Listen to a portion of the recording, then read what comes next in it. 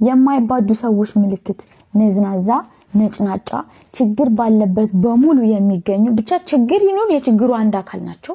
በህይወታቸው ደስተኛ አይደሉም ስለማይባዱ ጤናማና ሰላማዊ ነገር የላቸውም በማህበረሰቡ እንደዚህ በማህበረሰብ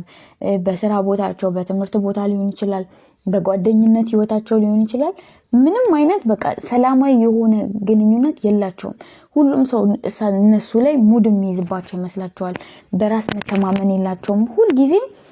በቃ ከሰው አነስን ነው ብለው የሚያስቡት የበታችነት ስሜት ይሰማቸዋል ሐሳባቸውን በግልጽ መግለጽ አይችሉም ጭምት ናቸው ግልፍተኛ ናቸው